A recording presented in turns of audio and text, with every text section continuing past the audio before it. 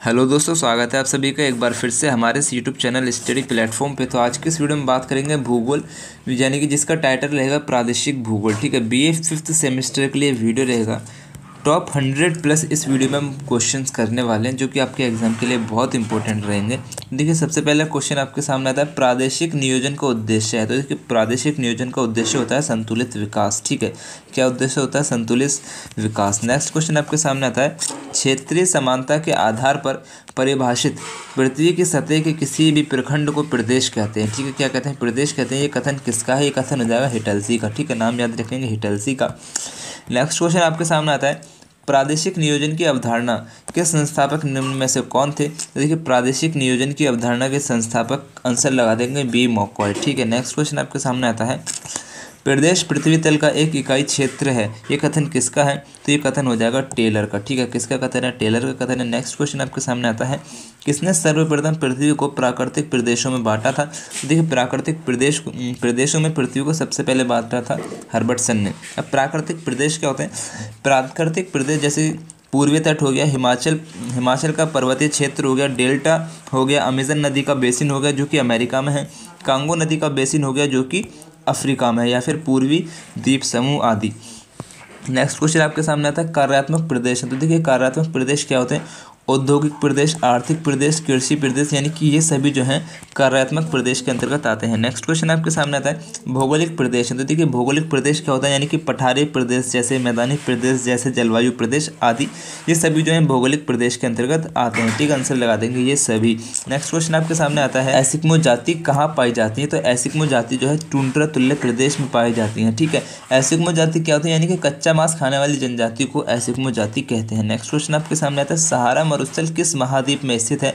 तो सहारा मरुस्थल जो है अफ्रीका महाद्वीप में स्थित है। नेक्स्ट क्वेश्चन आपके सामने आता है, इनमें से कौन सा वृत्त प्राकृतिक प्रदेश का सर्वाधिक प्रमुख आधार है? तो देखिए, इनमें से सबसे वृत्त प्राकृतिक प्रदेश का सर्वाधिक प्रमुख जो आधार है ना, वो हो जाएगा जलवायु। ठीक है, नेक्स्ट क्वेश्चन आपके सामने आता है, उस देश का नाम बताइए जिसमें भूमध्य सागरीय जलवायु पाई जाती है। तो ब्राज़ील जो देश है उसमें जो है भूमध्य सागरीय जलवायु पाई जाती है। ठीक है, नेक्स्ट क्वेश्चन आपके सामने आता है, उस महाद्वीप का नाम बताइए जिसमें टुंड्रा जलवायु प्रदेश नहीं पाया जाता है। तो देखिए, टुंड्रा जलवायु प्रदेश जो नहीं पाया जाता है वो है अफ्रीका। अफ्रीका का जो महाद्वीप है वो एक गर्म वातावरण का इलाका है, और टुंड्रा जलवायु जो पाई जाती है वो ठंडी के इलाके में पाई जाती है जहाँ पे ठंड पड़ती है।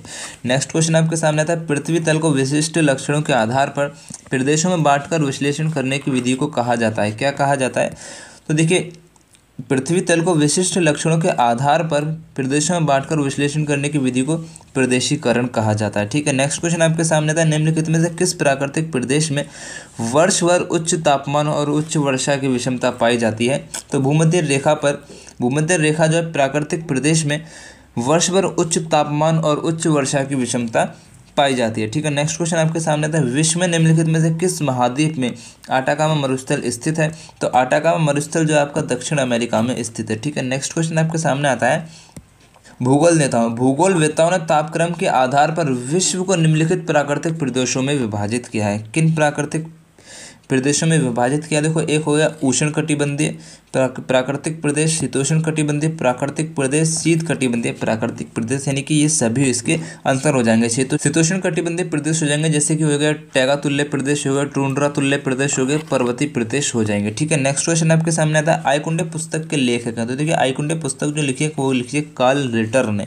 नेक्स्ट क्वेश्चन आपके सामने आता है, मॉर्फोलॉजी ऑफ लैंडस्केप पुस्तक के लेखक हैं कार्ल सॉवर, और कार्ल सॉवर ने जो है मॉर्फोलॉजी ऑफ लैंडस्केप जो किताब है वो प्रकाशित की थी 1925 में। ठीक है, नेक्स्ट क्वेश्चन आपके सामने था, निम्न में से किस भूगोलवेत्ता ने मानव भूगोल की नींव रखी थी? अर्थात किसे मानव भूगोल का जनक कहा जाता है? फादर ऑफ ज्योग्राफी कहा जाता है। तो फ्रेडरिक रेडजेल को मानव भूगोल का जनक कहा जाता है। नेक्स्ट क्वेश्चन आपके सामने आता है, किस भारतीय वैज्ञानिक ने गैलीलियो से 1000 वर्ष पहले ये सिद्ध किया था कि पृथ्वी जो है गोल और सूर्य का चक्कर लगाती है? तो आर्यभट्ट ने किया था, जिन्हें हम चाणक्य के नाम से जानते हैं।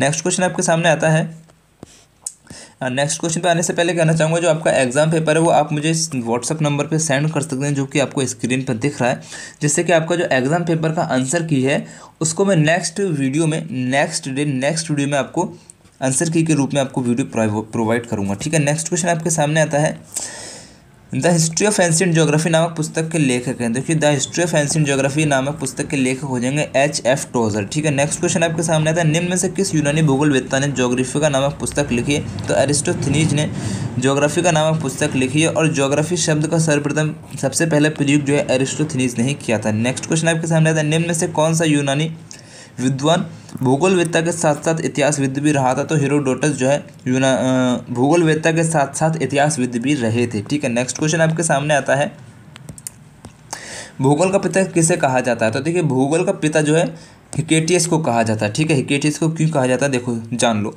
H.F. टोजर ने हिकेटियस को भूगोलविद्या का पिता माना था, जिसने स्थल भाग को सागरों से घिरा हुआ माना था तथा 2 महादेशों का ज्ञान नहीं दिया था। ठीक है, नेक्स्ट क्वेश्चन आपके सामने आता है, निम्न में से कौन से यूनानी भूगोलवेत्ता ने सर्वप्रथम विश्व मानचित्र व अक्षांश व देशांतर रेखाओं खींचने का प्रयास किया था? तो एरिस्टोथेनीज ने सबसे पहले अक्षांश व देशांतर रेखाओं को विश्व मानचित्र को खींचने का प्रयास किया था। नेक्स्ट क्वेश्चन आपके सामने आता है, निम्न विद्वानों में से किस एक ने सर्वप्रथम विश्व भूखंड को 3 महादेशों यूरोप, एशिया और अफ्रीका में विभक्त किया था? तो हेरोडोटस ने सबसे पहले विश्व भूखंड को 3 महाद्वीपों में विभक्त किया था। ठीक है, नेक्स्ट क्वेश्चन आपके सामने आता है, निम्न में से किस प्रकार के प्रदेश महानगरीय प्रदेश के अंतर्गत आते हैं? तो देखिए कार्यात्मक प्रदेश जो होते हैं ना वो महानगरीय प्रदेश के अंतर्गत आते हैं। कार्यात्मक प्रदेश जो है बंदरगाह पृष्ठभूमि प्रदेश होते हैं। ठीक है, नेक्स्ट क्वेश्चन आपके सामने आता है, major natural research of the world नामक पुस्तक के लेखक हैं? तो A.J. हर्बर्टसन जो है major natural research of the world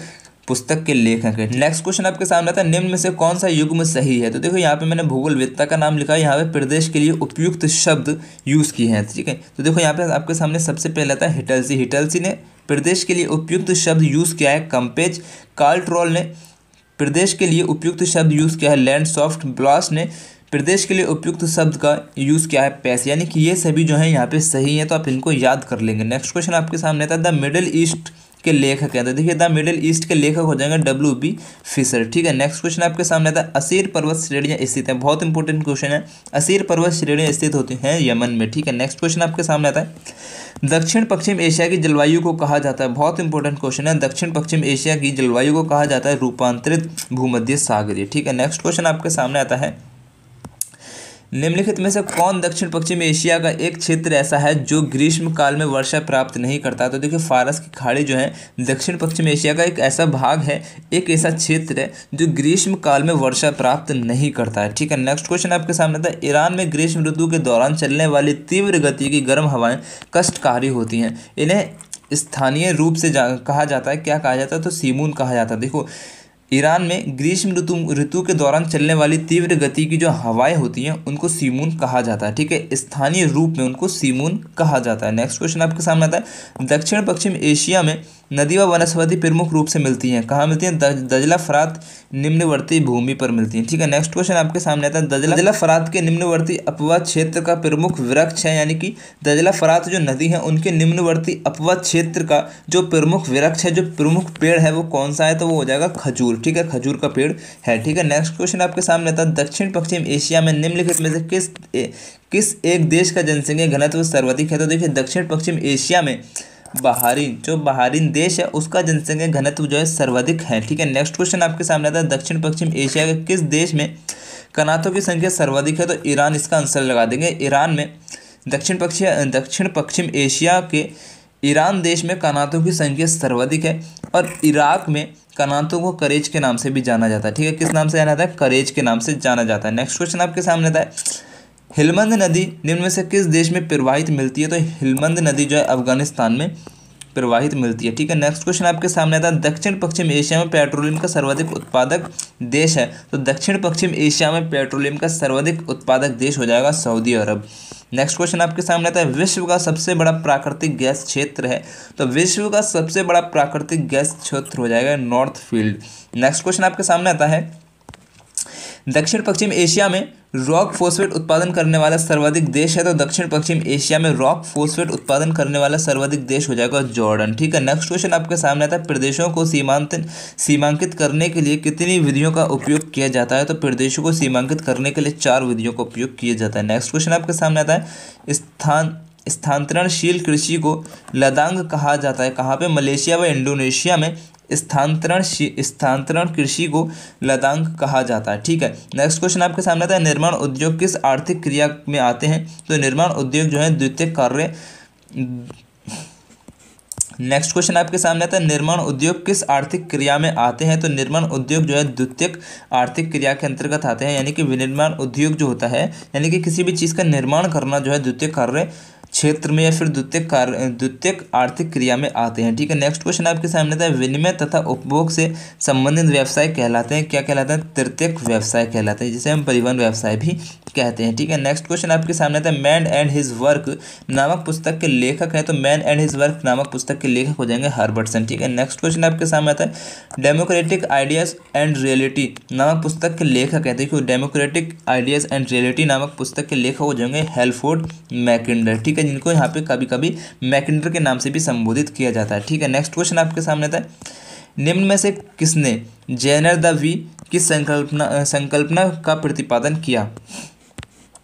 next question आपके सामने था, निम्न में से किसने जेनर द वी की संकल्पना का प्रतिपादन किया था? तो विडाल डी ब्लास ने जेनर द वी, जिसे विशिष्ट जीवन पद्धति के नाम से भी जाना जाता है, कि का प्रतिपादन किया था। ठीक है, नेक्स्ट क्वेश्चन आपके सामने था, फ्रांस का मानव भूगोल नामक पुस्तक किसने लिखी थी? तो फ्रांस का मानव भूगोल नामक पुस्तक जो है ब्रून्स ने लिखी थी। ठीक है, नेक्स्ट क्वेश्चन आपके सामने था, फ्रांस में मानव भूगोल की नींव डाली थी। तो देखिए, फ्रांस में मानव भूगोल की नींव डाली थी विडाल डी ब्लास ने, और विडाल डी ब्लास ने संभववाद की विचारधारा दी थी। ठीक है, नेक्स्ट क्वेश्चन आपके सामने आता है, सन 1959 का वर्ष भौगोलिक चिंतन के इतिहास में एक ऐतिहासिक घटना है, क्योंकि डार्विन की ऑरिजिन ऑफ द स्पीसीज पुस्तक जो है प्रकाशित हुई थी। इस क्वेश्चन में 2-3 प्रश्न आप याद रखेंगे। ऑरिजिन ऑफ द स्पीसीज किसकी किताब है? डार्विन की। कब प्रकाशित हुई थी? 1959 में हुई थी। ठीक है, नेक्स्ट क्वेश्चन आपके सामने आता है, निम्नलिखित में से कौन सत्य है? यहाँ पे रचना है, यहाँ पे रचनाकार का नाम है। ठीक है, जो कॉस्मोस रचना है वो किसकी है? हम्बोल्ट की रचना है, जिसमें 5 खंड है। हर्टलैंड सिद्धांत जो है किसकी रचना है? तो हेल्फोर्ड मैकिंडर की रचना है। ठीक है, नेक्स्ट क्वेश्चन आपके सामने आता है, जलवायु का प्रभाव किसकी रचना है? तो सैम्पुल की रचना है। एंथ्रोपी ज्योग्राफी किसकी रचना है? फ्रेडरिक रेडजेल की रचना है। नेचर ऑफ ज्योग्राफी किसकी रचना है? तो हॉडसन की रचना है। ठीक है, नेक्स्ट क्वेश्चन आपके सामने आता है, मानवीय प्रगति अपना मस्तक आकाश में कितना भी ऊंचा क्यों न कर ले, फिर भी मानव के पैर धरती पर ही टिके रहेंगे तथा धूल में ही मिलना होगा। ये कथन किस भूगोल वेत्ता का है? तो ये कथन हो जाएगा फ्रेडरिक रेडजेल का। ठीक है, नेक्स्ट क्वेश्चन आपके सामने आता है, लेबेंसरोम विचारधारा निम्न में से किस भौगोलिक विचारक से संबंधित है? तो लेबेंसरोम विचारधारा जो है फ्रेडरिक रेडजेल से संबंधित है। बहुत इंपॉर्टेंट क्वेश्चन है, याद रखेंगे। नेक्स्ट क्वेश्चन आपके सामने आता है, संयुक्त राज्य अमेरिका में प्रादेशिकरण हेतु विधियों का उपयोग किया जाता है। तो 2 विधियों का उपयोग किया जाता है, स्थानीय अंतरक्रिया विधि तथा गति स्थानिक विधि। ठीक है, नेक्स्ट क्वेश्चन आपके सामने आता है, स्थानीय अंतरक्रिया विधि का प्रयोग सर्वप्रथम किसने किया था? तो बेरी तथा मर्डन ने इस विधि का सबसे पहले जो है यूज़ किया था। स्थानीय अंतक्रिया विधि का प्रयोग महानगरीय क्षेत्रों के प्रादेशिकरण हेतु किया जाता है। ठीक है, नेक्स्ट क्वेश्चन आपके सामने आएगा, नियोजन प्रदेशों का सीमांकन है। तो देखिए, नियोजन प्रदेशों का सीमांकन होता है भौगोलिक क्षेत्र में प्रदेश की सीमाओं का निर्धारण करना। ठीक है, नेक्स्ट क्वेश्चन आपके सामने था, समरूपी प्रदेशों के सीमांकन की विधियां हैं। तो देखिए, समरूपी प्रदेशों के सीमांकन की विधियां हैं 3। एक हो जाएगी एकल चर विधि, भारित सूचकांक विधि, कारक विश्लेषण विधि। इसका आंसर हो जाएगा। ठीक है, नेक्स्ट क्वेश्चन है। नेक्स्ट क्वेश्चन पे आने से पहले आपसे ये मेरी रिक्वेस्ट रहेगी कि वीडियो को ना अपने सभी दोस्तों के साथ शेयर कर देना। चैनल पर नए हो या फिर अभी तक सब्सक्राइब नहीं किया तो सब्सक्राइब करके बेल आइकन को ऑन कर लेना, ताकि मेरी वीडियोस जो नेक्स्ट वीडियो में अपलोड करता हूँ उसका नोटिफिकेशन आपको मिल जाए। और आप एग्ज़ाम पेपर शेयर करना मेरे को व्हाट्सएप पे मत भूलना। नंबर आपको नीचे स्क्रीन पर नज़र आ रहा होगा। ठीक है, तो इसी नंबर पे आप मुझे अपना एग्ज़ाम पेपर शेयर कर देना, जिसका आंसर की जो है मैं आपको नेक्स्ट डे वीडियो के फॉर्म में प्रोवाइड करूँगा। तो उससे आप मैच कर सकते हैं मेरी वीडियो से कितने क्वेश्चन आपको आपके एग्ज़ाम में देखने को मिले हैं और कितने क्वेश्चन आपके सही गए हैं। ठीक है, अगर वीडियो अच्छे से देखेंगे तो ज़्यादातर क्वेश्चन आपके सही ही जाएंगे। ठीक है, विश्व के प्राकृतिक प्रदेशों के निर्धारण का प्रयास किसने किया था? तो विश्व के प्राकृतिक प्रदेशों के निर्धारण का प्रयास जो है हर्बर्टसन ने किया था। नेक्स्ट क्वेश्चन आपके सामने आता है, प्राकृतिक प्रदेशों के सीमांकन का आधार है। तो देखिए, प्राकृतिक प्रदेशों के सीमांकन का आधार हो जाएगा अक्षांशीय, जलवायु, प्राकृतिक वनस्पति, अर्थात ये सभी जो है प्राकृतिक प्रदेशों के सीमांकन का आधार है। नेक्स्ट क्वेश्चन आपके सामने आता है, प्रदेश ऐसा क्षेत्र होता है जो एक संस्कृति के धागे से बंधा हुआ रहता है। ये कथन किसका है? तो ये कथन हो जाएगा यंग का या फिर युंग का। ठीक है, युंग या फिर यंग महोदय एक ही व्यक्ति है। ठीक है, नेक्स्ट क्वेश्चन आपके सामने आता है, प्रादेशिक विकास के संदर्भ में वृद्धि ध्रुव संकल्पना किसने दी थी? तो देखिए, प्रादेशिक विकास के संदर्भ में वृद्धि ध्रुव संकल्पना जो है पॉरेक्स ने दी थी, जिनका जन्म 1903 में हुआ था। यहाँ पे हम समझ लेते हैं वृद्धि ध्रुव संकल्पना क्या होता है। तो देखिए, वृद्धि ध्रुव संकल्पना किसी प्रदेश का एक ऐसा विशिष्ट केंद्र होता है जिसके विकास से समीपवर्ती क्षेत्र के विकास को गति एवं दिशा प्राप्त होती है। ठीक है, नेक्स्ट क्वेश्चन आपके सामने आता है, economic theory and development regions नामक पुस्तक के लेखक निम्न में से कौन है? तो मिडल जो है इस किताब को मिडल ने लिखा था। नेक्स्ट क्वेश्चन आपके सामने आएगा, रोस्टोव ने अपने मॉडल में आर्थिक विकास की कितनी अवस्थाओं का उल्लेख किया है? तो रोस्टोव ने अपने मॉडल में आर्थिक विकास की 5 अवस्थाओं का उल्लेख किया है। ठीक है, नेक्स्ट क्वेश्चन आपके सामने आएगा, निम्न में से किसने संचय परिणामी मॉडल का प्रतिपादन किया था?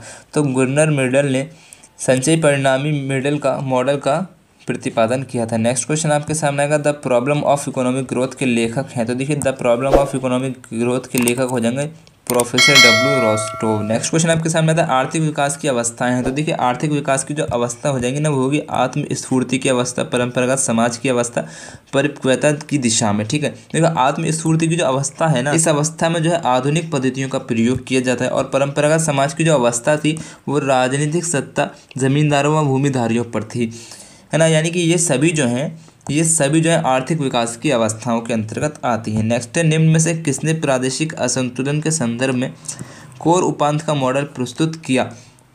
जॉन फ्रीडमैन ने प्रादेशिक असंतुलन के संदर्भ में कोर उपांत का मॉडल जो है प्रस्तुत किया था। कोर उपांत का जो मॉडल है वो मानवीय क्रियाओं के स्थानीय संगठन से संबंधित है। ठीक है, नेक्स्ट है, संसाधन के संदर्भ में निम्नलिखित में से कौन सा कथन सही है? संसाधन जो है मानवीय प्रयास से बनते हैं, ये कथन एकदम सही है। ठीक है, नेक्स्ट क्वेश्चन आपके सामने आएगा, निम्नलिखित में से कौन सा संसाधन नवीनीकरण योग्य है? तो भूमिगत जल, अर्थात जो जल होता है ना, वो नवीनीकरण योग्य होता है। यानी कि नवीनीकरण संसाधन वो होते हैं जिनका उपयोग जो है बार बार किया जाता है। तो जल का उपयोग हम बार बार ही करते हैं। नेक्स्ट क्वेश्चन आपके सामने आएगा, ब्रटलैंड आयोग किसकी अध्यक्षता में गठित हुआ था? तो ब्रटलैंड आयोग जो है ब्रटलैंड महोदय के अध्यक्षता में गठित किया गया था। नेक्स्ट है, ब्रटलैंड आयोग का संबंध जो है संपोषित विकास से है। ठीक है, ब्रटलैंड आयोग का संबंध किससे है? संपोषित विकास है। ब्रटलैंड आयोग के अनुसार पोषणीय विकास के अंतर्गत 2 विचारधाराएं सम्मिलित हैं। ठीक है, नेक्स्ट क्वेश्चन आपके सामने आएगा, संपोषित विकास का सम्मेलन हुआ था। तो देखिए, संपोषित विकास का जो सम्मेलन हुआ था ना, उसको कोकायक सम्मेलन के नाम से भी जाना जाता है। संपोषित विकास शब्द का सर्वप्रथम प्रयोग जो है वो 1970 में हुआ था। नेक्स्ट क्वेश्चन आपके सामने आएगा, प्राकृतिक संसाधन पूर्वजों से प्राप्त विरासत नहीं है, कथन किसका है? तो ये कथन हो जाएगा एडम स्मिथ का। नेक्स्ट क्वेश्चन आपके सामने आएगा, प्रकृति प्रत्येक व्यक्ति की आवश्यकताओं की तो पूर्ति कर सकती है, लेकिन प्रत्येक के लालच की पूर्ति नहीं कर सकती, कथन किसका है? तो कथन हो जाएगा महात्मा गांधी का। नेक्स्ट क्वेश्चन आपके सामने आएगा, औद्योगिक तथा आर्थिक दृष्टि से संपन्न 7 देशों को कहा जाता है G7 या फिर ग्रुप ऑफ 7, जिसमें शामिल हो जाएंगे Germany, France, Italy, Canada, Japan, Britain और अमेरिका। इसकी पहली बैठक जो 1975 में हुई थी। नेक्स्ट क्वेश्चन आपके सामने आएगा, वर्तमान में भारत की कितने प्रतिशत जनसंख्या जो है कृषि पर निर्भर है? तो 58.2% जो है प्रतिशत जनसंख्या जो है आज भी भारत की कृषि पर निर्भर है। नेक्स्ट है आपके सामने आएगा, किसने तकनीकी प्रगति को आर्थिक विकास का एकमात्र घटक माना है? तो प्रोफेसर शुम्पेटर ने तकनीकी प्रगति को आर्थिक विकास का एकमात्र घटक माना है। नेक्स्ट क्वेश्चन आपके सामने आएगा, भारत में वन संरक्षण हेतु संचालित चिपको आंदोलन के प्रवर्तक थे? तो देखिए, चिपको आंदोलन के प्रवर्तक हो जाएंगे सुंदरलाल बहुगुणा। नेक्स्ट क्वेश्चन आपके सामने आएगा, संपोषित विकास के स्तंभ है? तो देखिए, संपोषित विकास के स्तंभ 3 होते हैं, समता, पारिस्थितिकी, अर्थव्यवस्था। नेक्स्ट क्वेश्चन आपके सामने आएगा, संपोषित विकास के घटक है? तो देखिए, संपोषित विकास के 3 घटक होते हैं, सामाजिक घटक, आर्थिक घटक और पर्यावरणीय घटक। नेक्स्ट क्वेश्चन आपके सामने आएगा, निम्नलिखित में से कौन सा सकल राष्ट्रीय उत्पाद का हिस्सा है? तो देखिए, सकल राष्ट्रीय उत्पाद का हिस्सा हो जाएगा आयात निर्यात, या फिर विदेशों में निवासित लोगों द्वारा अर्जित धन। जो विदेश में लोग रहकर धन कमा रहे हैं वो सकल राष्ट्रीय उत्पाद का हिस्सा है, अर्थात ये सभी जो है सकल राष्ट्र का हिस्से में शामिल किए जाएंगे। नेक्स्ट क्वेश्चन आपके सामने आएगा, विश्व का सर्वाधिक रेशमी वस्त्र उत्पादित करने वाला देश कौन सा है? तो विश्व का सर्वाधिक रेशमी वस्त्र उत्पादित करने वाला देश हो जाएगा चीन। नेक्स्ट क्वेश्चन आपके सामने आएगा, विश्व में चीनी भंडार के नाम से कौन सा देश जाना जाता है? तो श्रीलंका को विश्व में चीनी भंडार के नाम से जाना जाता है। नेक्स्ट क्वेश्चन है, विश्व का सबसे बड़ा जलयान निर्माता देश कौन सा है? तो जलयान निर्माता देश हो जाएगा दक्षिण कोरिया। नेक्स्ट क्वेश्चन आपके सामने आएगा, विश्व का सर्वाधिक चीनी उत्पादित करने वाला देश कौन सा है? तो वो है ब्राजील। नेक्स्ट आपके सामने आएगा, किस देश में बाजार आधारित लोह एवं इस्पात के कारखाने पाए जाते हैं? तो आंसर हो जाएगा जापान। नेक्स्ट क्वेश्चन आपके सामने आएगा, विश्व का सर्वोत्तम सूती वस्त्र निर्मित किया जाता है किसमें किया जाता है? फ्रांस में किया जाता है। नेक्स्ट क्वेश्चन आपके सामने आएगा, जापान में जलपोत निर्माण उद्योग जिसे विकास उद्योग के नाम से जाना जाता है के प्रधान केंद्र हैं? तो प्रधान केंद्र हो जाएगा, एक हो जाएगा ओसाका और एक हो जाएगा क्योटो। ओसाका को पूर्व का मैनचेस्टर भी कहा जाता है। नेक्स्ट क्वेश्चन आपके सामने आएगा, संयुक्त राज्य अमेरिका में सर्वप्रथम सूती वस्त्र आयोग का प्रारंभ किया गया था न्यू इंग्लैंड में। ठीक है, कहाँ पे? न्यू इंग्लैंड में। नेक्स्ट क्वेश्चन आपके सामने आएगा, कॉम्बे तथा ओसाका बंदरगाह निम्न में से किस औद्योगिक प्रदेश के अंतर्गत आते हैं? तो देखिए, कोबे तथा ओसाका बंदरगाह जो है किनकी औद्योगिक प्रदेश के अंतर्गत आते हैं? जो कि जापान में स्थित है। नेक्स्ट क्वेश्चन आपके सामने आएगा, जापान में अधिकांश उद्योग स्थित हैं कहाँ पे? होन्शु तट पर। नेक्स्ट क्वेश्चन आपके सामने आएगा, भारत में कितनी पंचवर्षीय योजनाएं कार्यान्वित की गई हैं? तो देखिए, भारत में 12 पंचवर्षीय योजना जो है कार्यान्वित की गई हैं। नेक्स्ट क्वेश्चन आपके सामने आएगा, भारत में योजना आयोग के स्थान पर नीति आयोग का गठन कब किया गया था? तो 1 जनवरी 2015 को भारत में योजना आयोग के स्थान पर नीति आयोग का गठन किया गया था। नेक्स्ट क्वेश्चन आपके सामने आता है,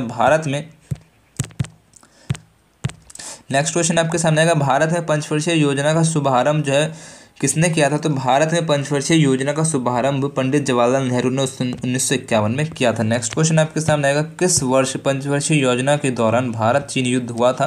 तो देखिए, तृतीय पंचवर्षीय योजना 1961 में तृतीय पंचवर्षीय योजना के दौरान भारत चीन युद्ध हुआ था जो कि 1961 में हुआ था। नेक्स्ट क्वेश्चन आपके सामने आएगा, नेशनल टाइगर कंजर्वेशन अथॉरिटी का गठन किया गया था। नेशनल टाइगर कंजर्वेशन अथॉरिटी का गठन जो है 2005 में किया गया था। नेक्स्ट क्वेश्चन आपके सामने आएगा, टेहरी बांध किस नदी पर बनाया जा रहा है? तो टेहरी बांध जो है भागीरथी नदी पर बनाया जा रहा है। नेक्स्ट क्वेश्चन आपके सामने आएगा, सरदार सरोवर बांध स्थापित किया जा रहा है। तो सरदार सरोवर बांध जो है नर्मदा नदी पर स्थापित किया जा रहा है। नेक्स्ट क्वेश्चन आपके सामने आएगा, वेबर का औद्योगिक स्थानीयकरण सिद्धांत निम्न में से किस मौलिक मान्यता पर आधारित है? तो संपूर्ण लागत मौलिक मान्यता पर आधारित है। ठीक है, नेक्स्ट क्वेश्चन आपके सामने और लास्ट क्वेश्चन रहेगा, भारत में बाघ परियोजना का क्रियान्वयन किया गया था। देखिए, भारत में बाघ परियोजना का क्रियान्वयन जो 1973 में किया गया था। अगर आप वीडियो में लास्ट तक बने रहे तो आपका बहुत बहुत दिल से थैंक यू। और वीडियो तो thanks for support, love you friends. और यहाँ तक आपने वीडियो देखा, थैंक्स फॉर वॉचिंग। तो बेस्ट ऑफ लक, अल्लाह हाफिज़।